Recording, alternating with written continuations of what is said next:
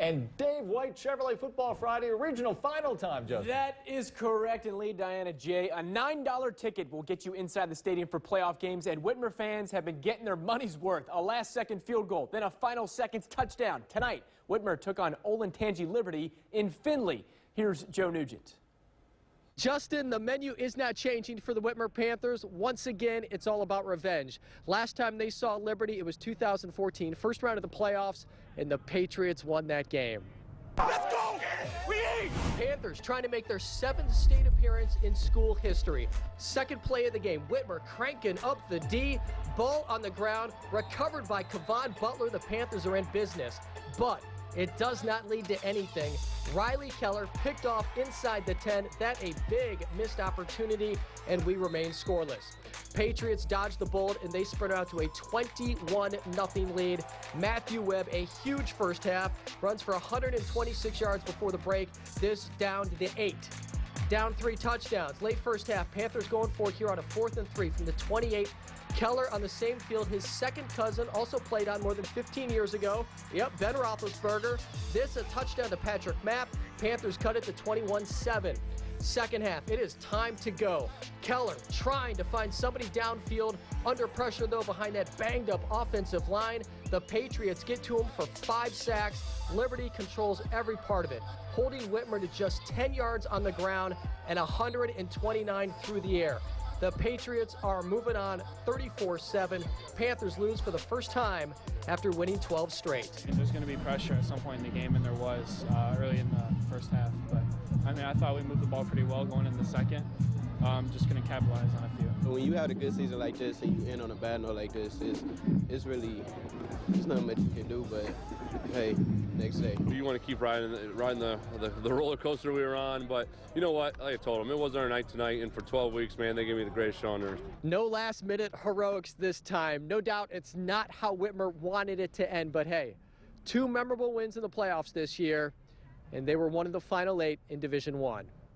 Something to build on. Thank you, Joe. 5 more games to get to on Football Friday. A preview of Whiteford State's semifinal in Michigan set for tomorrow, plus the cheerleaders and the trifecta. We'll be right back.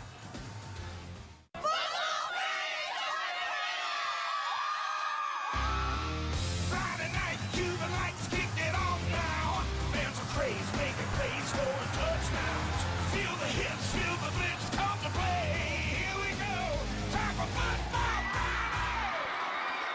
Welcome to Dave White Chevrolet Football Friday, brought to you by Dave White Chevrolet, Toledo New Bath and Kitchen, First Federal Bank, Gallon Tackus Boys & Alton Schaefer Law Firm, and Goodwill Industries of Northwest Ohio. Now, here's Justin Feldkamp. Hi, everyone, and welcome to Dave White Chevrolet Football Friday, another playoff edition. It's Regional Final Friday. We started with 224 teams. It's down to 56 teams across the 7 divisions in the state of Ohio entering tonight. Eastwood was one of those 56, undefeated, #1 in the state in Division 5, facing Marion Pleasant. First half, Cooper Combs. He made our highlights last week. He wanted some more camera time tonight. Touchdown, Eastwood. You know this next guy as well, Jaden Rayford. He's been a go-to guy for Coach Craig Rutherford. Number 26 takes it in for 6. And get this, Eastwood did not throw a single pass tonight. More Rayford. Take a look at this play. I like it. The stiff arm. Touchdown, Eagles. Eastwood wins 35-0. It means a lot for the guys who are on this team. I mean, from the seniors to the juniors, the sophomores, even the freshmen. They've been working hard a long time since last season ended. And it's really exciting for them to go out and make school history. This is a special group, and we're still having fun, and we're still playing hard, and we're looking forward to the next week. So let's take a look at Division 5. Eastwood moves on to face South Range next Friday. Wheelersburg and Middletown Madison in the other state semifinal. Let's go to Division 3 now. Central Catholic, the Irish, have reached the state semifinals the past 3 years, looking for 4 in a row. They took on Village Bay tonight, and Steve Slifka has the story from Sandusky. Central Catholic certainly the model of consistency, because this is also the 6th straight year for this team to play in the regional final. Remember, that covers time in both Division 2 and Division 3. The Fighting Irish have an eye on ending Bay's perfect record this season. In fact, it almost wasn't perfect, as they won by just 10 in Week 11. 3.5 minutes into the game, Jace Bowen makes this look too easy. Irish up 7-love, but you still need to stay hydrated because it's not over. Central flat out burying the clock in the first half. Bowen speeds things up on this screen, 29 yards to the zone. Better get that fire emoji ready for Bowen because, again, it's not over. Second quarter, defense does its job for CCHS. DeMarco Craig Jr. gets in the backfield, sets up a 4th down for Bay, and of course they punt. So Rockets fire off that punt. Bowen has plenty of speed. He also has the blockers. 70 yards. It's like a touchdown hat trick for the junior as Central now leads this ball game 21-0. Troy Durden Scott helps to push this to a 35-point lead by halftime as the running clock later kicks in here at Strobel Field. And that's how it ends with the running clock. Central Catholic wins 35-0 and about 4 pounds heavier with that regional championship trophy. We couldn't have went any better. You pinned them deep. You know, you 3 and out them, you get the ball, you score right away. That's a great momentum builder. And you score right away again, you're up 14-0.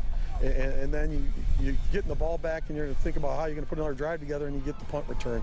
You know, that 21-0, that had to be a real tough point for them to come back from. The holes are huge. They don't have to really do anything special, so props to them, and hopefully it goes like that forward. There's still a lot of sour taste in our mouth, and hopefully this time we can get a win this time and go to the States and get a ring. Central Catholic now obviously on to the Division III state semifinals, and that comes after losing a few weeks ago in Week 10 to St. John's Jesuit to end the regular season. So don't call this postseason a turnaround. Just call it what the Irish know best, and that's winning in the postseason. Thank you, Steve. So here's the bracket in D3. Central advances. They're going to face Trotwood Madison in a state semifinal rematch from last year. Then down below, Tri-Valley beat Bishop Hartley. Tri-Valley will face St. Vincent St. Mary. Liberty Benton, what a season. They were 11-1 entering tonight. They scored 49 points in the first round against Ada, 60 against Hicksville. Tonight they got Hillsdale, and Austin May was on display for LB. He was a part of 5 touchdowns tonight. On this run, May goes 46 yards to the house. Later in the half, May taking it to the left side. He's in for another touchdown. So that's 2 on the ground. How about 1 through the air? May to Justin Risner, another touchdown. He hit Risner for a TD in the second half as well. 23-0 at the half. Liberty Benton wins 37-17. In Division 6, LB advances. They're going to face Marion Local. They are the defending state champions. Nelsonville York will take on Kirtland in the other state semifinal next Friday. Coming up, Pandora Gilboa versus Norwalk St. Paul, plus Shelby Bellevue and the trifecta. But first, the cheerleaders of the week.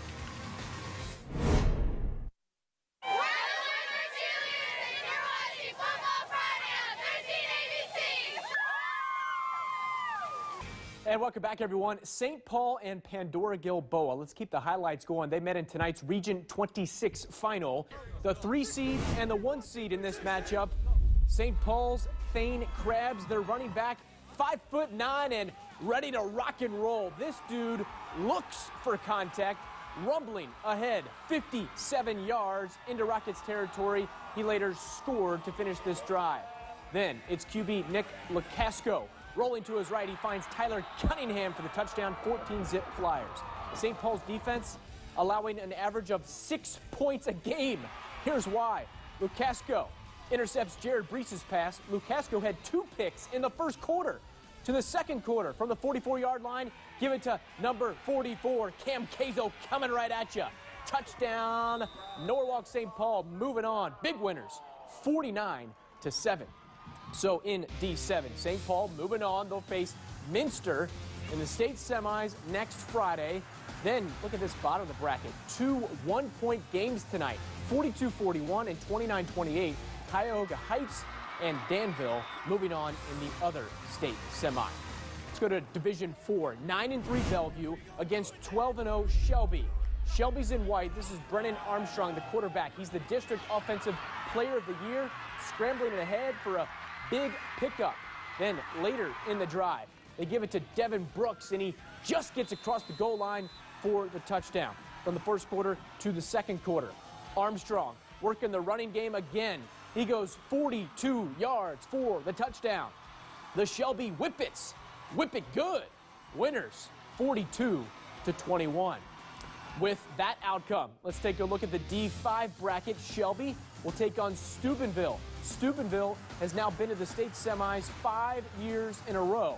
Then it's John Glenn and Clinton Massey in the other state semifinal. It is now time for the trifecta. It's the top 3 plays of the night. Let's start it off with number 3, Central Catholic. Watch the lateral quickness of Jace Bowen. Woo! Right there, and then whoop! Another one. Touchdown Irish. They win big. Number 2, St. Paul and Pandora Gilboa. If you want to tackle Cam Caso, you got to do a better job than that. He gets through 3 tackles, churning and burning. Touchdown St. Paul. They win big as well. And number 1, Eastwood and Marion Pleasant. Jaden Rayford, look at the vision and the strength. I love the stiff arm. Let's rewind it, show it again, right to the turf. Touchdown trifecta play number 1. Still to come, we'll preview the Whiteford Bobcats and their state semifinal matchup against Mendon. We're coming right back. Looking forward to that story. All right, Whiteford made it all the way to the Michigan Division 8 state title game last year. They lost, but with the win tomorrow, they'll be back at Detroit's Ford Field the day after Thanksgiving. First up tomorrow, a fellow 12-0 team, Mendon. I think the biggest thing is just we've got to be able to win the line of scrimmage if we want to be able to win the game. And they're probably saying the same thing to their kids, and we expect a great battle there in the trenches to see who will have a chance to be victorious. Good luck to the Bobcats. College football now. Following UT's win over BG last night, the Falcons will face Eastern Michigan on Tuesday. The Rockets host Western Michigan next Friday. Tomorrow we got Michigan at Wisconsin at noon. ESPN College Game Day will be there for that one. Also tomorrow on 13 ABC, it's Virginia and Miami at noon. Ohio State at home against Illinois at 3:30. And then all the way out west in California, 8 o'clock kickoff Eastern Time, UCLA taking on Southern Cal. Congratulations to all of our area high school football teams that are moving on to the state semifinals. It's going to be a busy sports week next week with all the college football and high school football. We cannot wait for it. Thank you to everyone here at the show, behind the scenes. We will see you next week for another edition of Dave White Chevrolet Football Friday. Have a great weekend, everyone.